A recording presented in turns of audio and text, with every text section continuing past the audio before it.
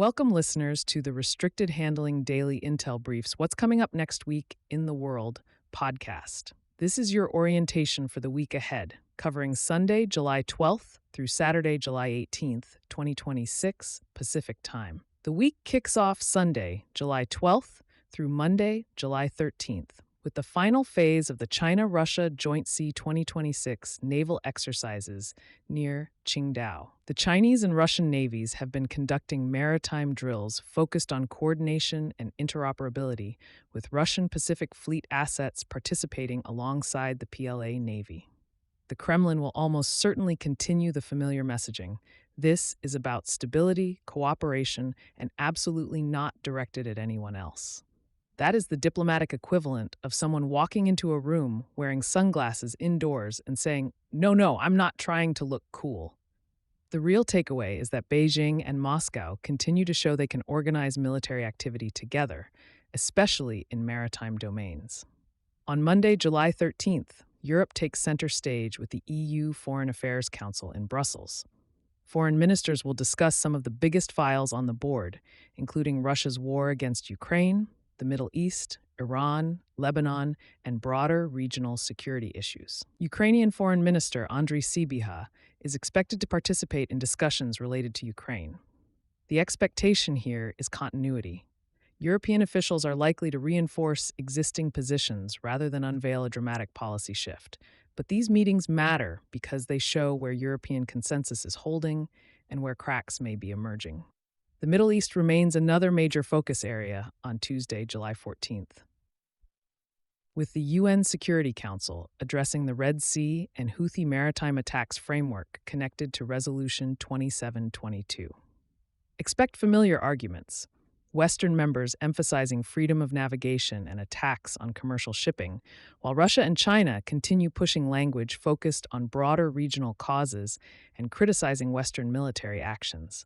The Red Sea file has become one of those issues that refuses to disappear from the agenda. Like a sequel nobody asked for, but everyone has to watch because the consequences are real. Also on Tuesday, July 14th, we get a major economic data point as the United States releases June inflation data through the Consumer Price Index. This matters because energy markets and Middle East instability continue to influence the global economy. Analysts will be watching whether geopolitical pressure is feeding into consumer prices and what that means for the Federal Reserve's future decisions. Tuesday evening, July 14th, Pacific Time, China delivers one of the week's biggest economic moments with the release of second quarter GDP and related activity data, including industrial production, retail sales, investment, and real estate indicators. This will be a key look inside the world's second largest economy. Beijing has been trying to balance a strong manufacturing sector with weaker domestic demand, and the numbers will show whether that balancing act is working or whether the economic engine is starting to sputter. China's economic messaging machine will be working overtime because presenting confidence is almost as important as the numbers themselves. On Wednesday, July 15th, the United States releases the Producer Price Index, another inflation indicator that helps show whether higher costs are moving through supply chains.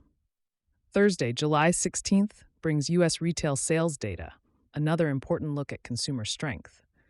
Together, these releases give policymakers a clearer picture of whether the economy is absorbing global shocks or starting to feel the strain. Europe also has several economic checkpoints throughout the week.